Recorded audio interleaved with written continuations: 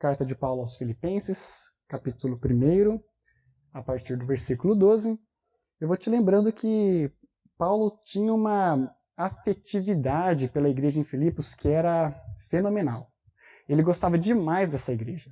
Quando Paulo parte para sua primeira viagem missionária, é só a igreja de Filipos que se envolve com ele, mandando recursos para que essa viagem possa seguir bem. Então Paulo tinha muita gratidão pelos irmãos de Filipos.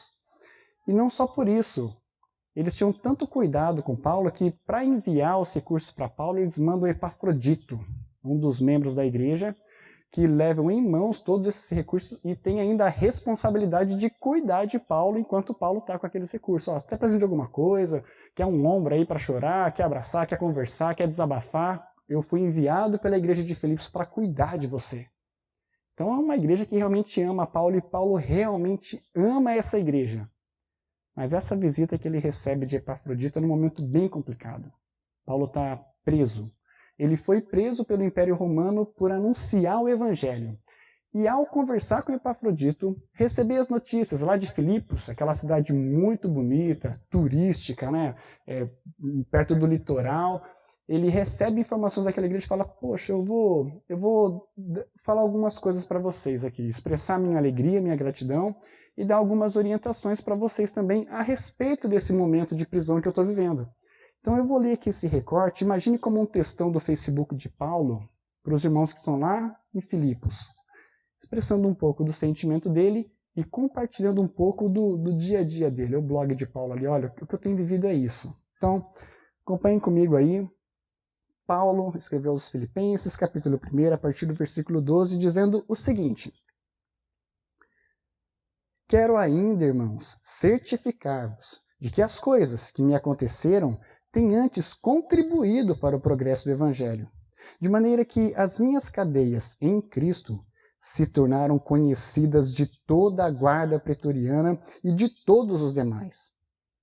A maioria dos irmãos, estimulados no Senhor por minhas algemas, ousam falar com mais desassombro a palavra de Deus.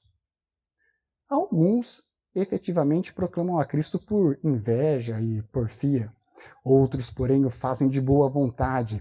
Estes, por amor, sabendo que estou incumbido da defesa do Evangelho. Aqueles, contudo, pregam a Cristo por discórdia, insinceramente, julgando suscitar tribulações às minhas cadeias. Todavia, que importa, uma vez que Cristo de qualquer modo está sendo pregado, quer por pretexto, quer por verdade, também com isto me regozijo, sim, sempre me regozijarei. Porque estou certo de que isto mesmo, pela vossa súplica e pela provisão do Espírito de Jesus Cristo, me redundará em libertação, segundo a minha ardente expectativa e esperança de que em nada serei envergonhado, antes, com toda a ousadia, como sempre, também agora, será Cristo engrandecido no meu corpo, quer pela vida, quer pela morte. Porquanto para mim o viver é Cristo, o morrer é lucro. Entretanto, se o viver na carne traz fruto para o meu trabalho, já não sei o que hei de escolher. Ora, de um lado, eu estou constrangido, tendo desejo de partir e estar com Cristo, o que é incomparavelmente melhor. Mas por outro, por vossa causa, é mais necessário permanecer na carne, e estou convencido disto. Estou certo de que ficarei e permanecerei com todos vós para o vosso progresso e gozo da fé, a fim de que aumente, quanto a mim, o motivo de vos gloriardes em Cristo Jesus, pela minha presença de novo convosco. Até aqui a nossa leitura. O Senhor nos abençoe e fale aos nossos corações através da sua palavra. Se eu falar aqui cancelamento, o que te vem na mente?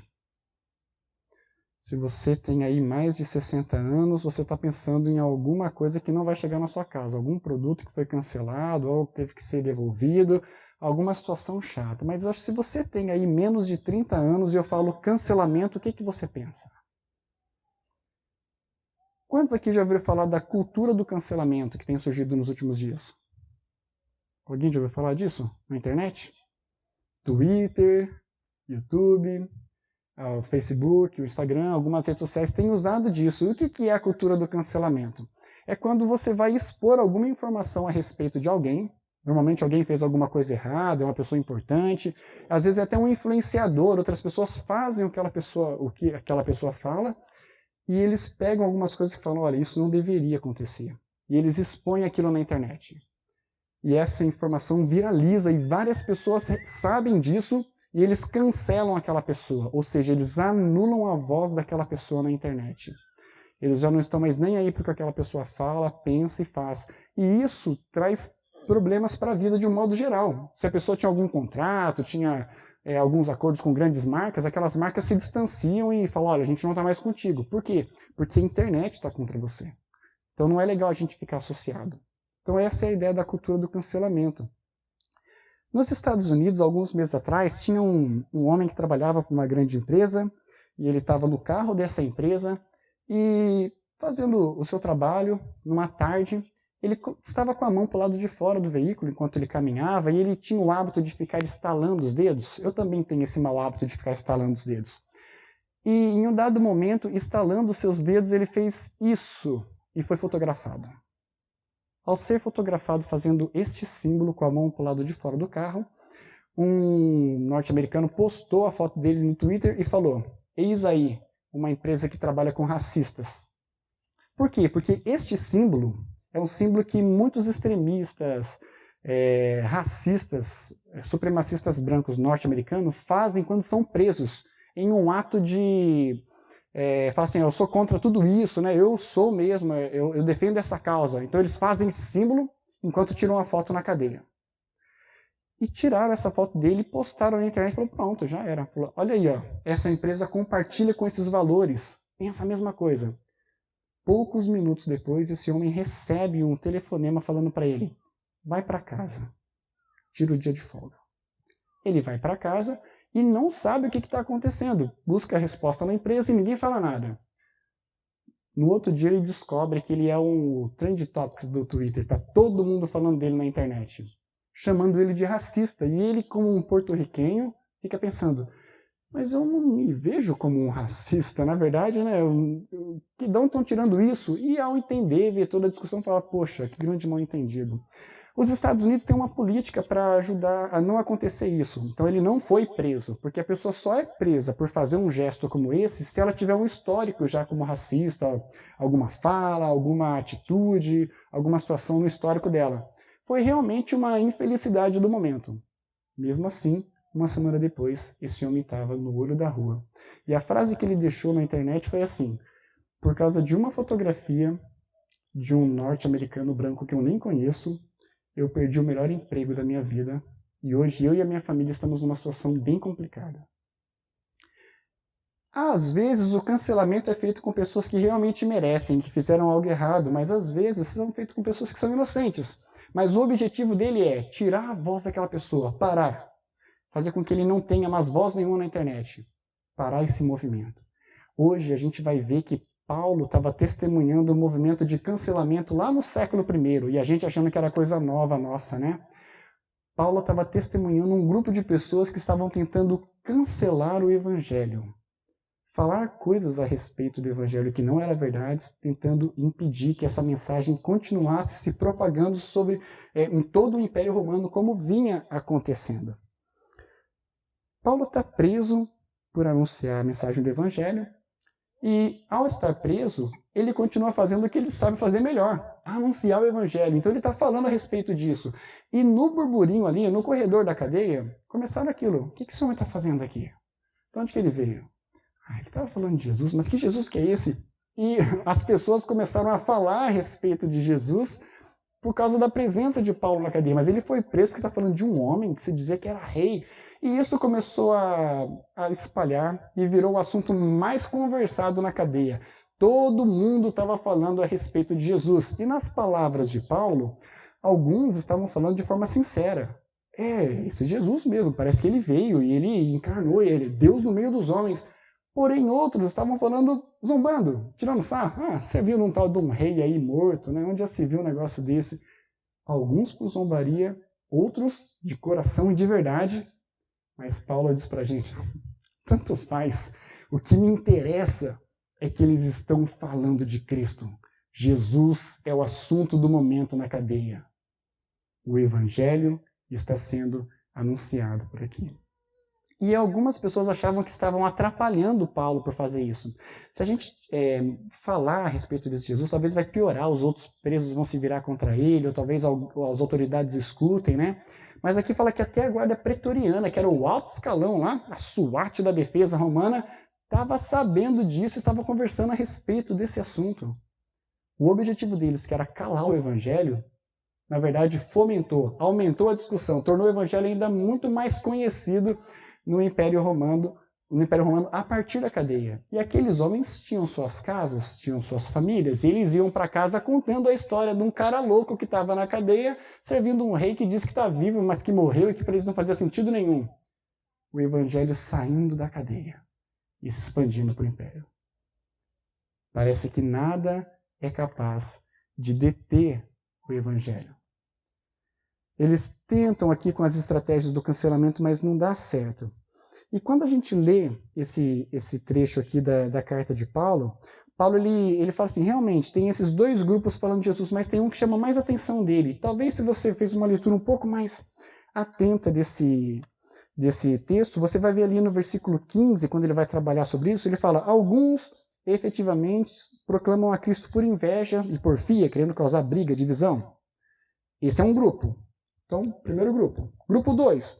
Outros o fazem de boa vontade, por amor, sabendo que eu estou incumbido da defesa do evangelho. Segundo grupo. De qual grupo Paulo está falando agora no próximo versículo? Versículo 16? Me ajudem, por favor. Deixa eu ver se eu estou aqui. Versículo 16, ele começa falando de qual grupo? Do 2. Estes, que no português faz uma relação com o que está mais próximo ali na oração, né? Este grupo que fala com amor, né? Estes, por amor, sabendo que estou incumbido da defesa do evangelho, e por aqueles, contudo, pregam a Cristo por discórdia e insinceridade, julgando. Paulo fala de um grupo que fala mal, fala de um grupo que fala bem, reforça a informação do grupo que fala bem e fala do grupo que fala mal. A gente chama isso de sanduíche, ou uma palavra estranha chamada quiasmo. Quando no centro tem o que Paulo está querendo chamar a nossa atenção. Tem gente falando mal. Realmente, gente que quer, achando que está prejudicando tudo que está acontecendo aqui. Mas tem gente falando de forma sincera. Tem gente falando de forma verdadeira. É dessa galera que eu quero falar com vocês.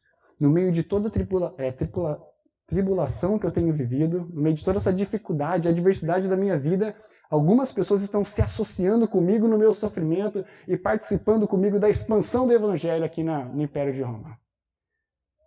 Os filipenses eram um desses, que se associaram com Paulo no seu sofrimento, nas suas lutas, anunciando a mensagem do Evangelho.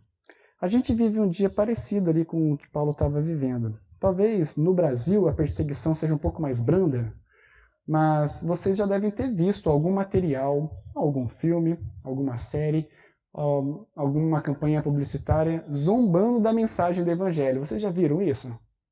Talvez anunciando um Cristo que não tem nada a ver com o Cristo que a gente anuncia, com o que a gente crê. Vocês já viram isso?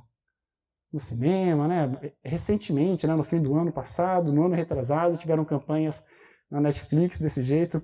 E a gente fica extremamente chateado, porque eles estão divulgando uma mensagem incorreta a respeito de quem é Jesus.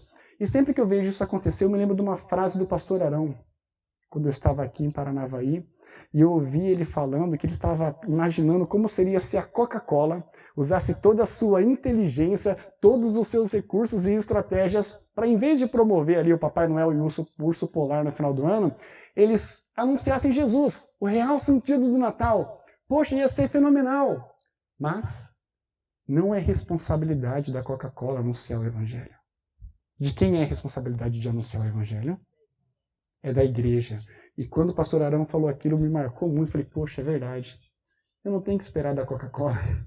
Sou eu que tenho que ir. Então, enquanto a gente vê na nossa sociedade vários grupos zombando, espalhando informações incorretas a respeito de Jesus, a gente devia ter um comportamento parecido com o de Paulo. Ainda bem que estão falando. Eles estão levantando a bola, trazendo informações erradas. Eles precisam saber a verdade. Então a gente vai e pega o Trend Topics do Twitter, está todo mundo falando de Jesus da maneira errada, E a gente, como igreja, corpo de Cristo, pessoas que se relacionam diretamente, diariamente com Jesus, se apresentam falando, sabe esse Jesus que está no Trend Topics aí? Eu conheço. Se você quiser saber mais sobre ele, me dá um toque. A gente conversa sobre ele. E anuncia por amor. Em verdade. Porque esse é nosso papel como igreja.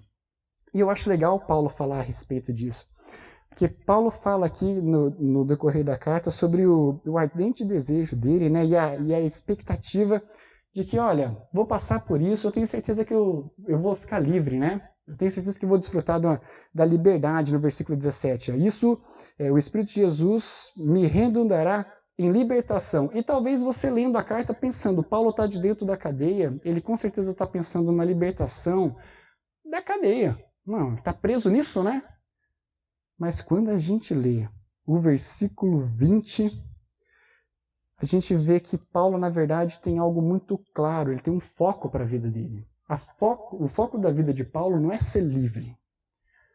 O foco da vida de Paulo não é estar bem, não é faltar recurso. Tanto que ele fala isso mais para frente na carta. Eu aprendi a viver bem em toda e qualquer situação. Seja tendo abundância de tudo, seja passando fome. Estou tranquilo. Não preciso disso, estou tranquilo. Nada me impede de cumprir a minha missão. Para mim, o que há de mais importante é cumprir o meu papel como igreja. Para mim, o que há de mais importante é anunciar o Evangelho, é falar sobre quem é Jesus, o Jesus que transformou a minha vida. Isso é o que há de mais importante. Ao lermos aqui o versículo 20, Paulo está nos lembrando disso. Ele fala assim que o pessoal tem ali, né, compartilhado dessa esperança que não será envergonhado. Antes, com toda ousadia, como sempre, também agora será Cristo engrandecido no meu corpo. Paulo quer que o nome de Cristo seja exaltado, glorificado, reconhecido através do corpo dele, seja qual for a consequência. Ou seja, quer pela minha vida ou quer pela minha morte. Eu não estou preocupado em sair da cadeia. Eu estou preocupado qual vai ser a forma como Cristo vai ser mais conhecido. Será que se eu morrer por Cristo, isso vai aumentar a divulgação do Evangelho? Ah, então maravilha. Tomara que eu morra por Cristo. Será que se eu ficar vivo e sair caminhando livre por aqui, isso vai ser mais efetivo? Então que eu fique vivo. O meu desejo, diz Paulo, é morrer. Porque morrendo eu estou com Cristo e é o que eu mais quero para a minha vida. Eu quero estar com Ele, eu quero estar na presença dEle, desfrutar de uma comunhão plena com Ele como eu ainda não tenho porque a vida me segura. Mas, se ficar vivo vai ser mais efetivo para o anúncio do Evangelho, então que eu fique. Que eu fique porque o objetivo da vida de Paulo é anunciar o reino de Deus. Seja através da vida, seja através da morte. E eu queria deixar esse desafio para a gente como corpo de Cristo. Não somos a Coca-Cola, nós somos o povo de Deus, que vive numa sociedade que tenta cancelar várias coisas que a incomodam. E o Evangelho incomoda. A mensagem de Jesus incomoda. E eles tentam silenciar sobre quem é Jesus, tentam zombar a respeito dele. Mas nós, como corpo de Cristo, como família de Deus, temos esse sério comprometimento de anunciar o Evangelho, custe o que custar. Seja com a abundância de recursos, com a vida tranquila, ou seja, através do sofrimento. E a gente precisa se comprometer com isso de forma séria, como Paulo se comprometeu, colocando a expansão do reino de Deus acima dos próprios interesses. Muitos de nós aqui desenvolvemos atividades em vários locais na sociedade. Nós temos a nossa família, nós temos os nossos trabalhos, alguns são alunos, estudam na universidade, colégio, ensino médio, fundamental, ensino técnico. Todos nós estamos desenvolvendo algo na nossa vida. Paulo está chamando a nossa atenção para que, se isso, de alguma forma, não for redundar na expansão do reino de Deus, você está perdendo o seu tempo. Talvez seria melhor você desejar logo a morte, estar com Cristo, que é o que há de melhor, do que você ficar caminhando numa vida que em nada vai somar para a expansão do reino de Deus. Então é para eu largar tudo e fazer o quê? Não é para você largar nada. É para você fazer como Paulo fez. Olhar para o que estava nas suas mãos. Seja o ter ou não ter, e pensar. como isso pode auxiliar para a expansão do Evangelho? Como a minha profissão pode ajudar na expansão do Evangelho? Como o meu contato com os meus familiares podem ajudar na expansão do Evangelho? Porque como nós vimos aqui, o Evangelho não pode ser detido, ele não pode ser parado. Por mais que a sociedade tente, por mais que a gente se omita na função de anunciá-lo, nada impede o Evangelho da sua propagação. É o que aparece lá no livro de Apocalipse, o cavaleiro branco, que sai vencendo e para vencer, que é o Evangelho que ninguém pode derrotar. O Império Romano estava sendo contagiado com a mensagem do Evangelho, não necessariamente pela eficiência de Paulo, mas porque o Evangelho não pode ser detido. Nada pode parar a mensagem do Evangelho. O Evangelho tem se espalhado aqui na cidade de Paranavaí. Seja com a participação de vocês, que eu sei que muitos estão engajados com isso, ou na nossa omissão como corpo de Cristo, a mensagem continua se espalhando. Porque ele é vitorioso, ele vai vencer e ele sempre vai alcançar quem ele quer alcançar, no tempo em que ele quer alcançar. Eu acho legal a gente lembrar da história do seu Salvador. Quando eu pensava nesse texto, eu lembrava muito da vida dele, sobre um pouco do que eu ouvi, né? Porque eu conheci ele há pouco tempo, né? Mas o seu Salvador era evangelizado há muito tempo pela sua família. Há muito tempo já, os familiares orando por ele, e eu sei que vocês também, muitos de vocês orando por ele, Arão, participando ali de alguma forma, direta e indiretamente na apresentação do Evangelho.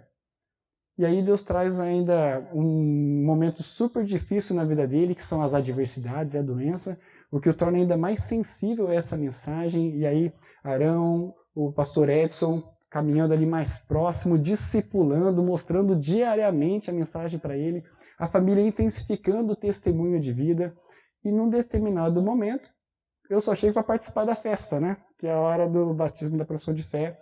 Eu vinha orando por ele, vinha participando, quando tinha oportunidade falava disso para ele, falava, mas com muito menos contato do que vocês que estão para cá, do que o Edson que estava lá diariamente também, o Wander também diariamente falando da palavra para ele, com muito menos contato do que vocês.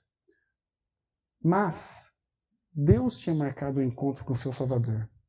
E se a família tivesse sido omissa em dar esse testemunho, Deus levantaria uma outra família.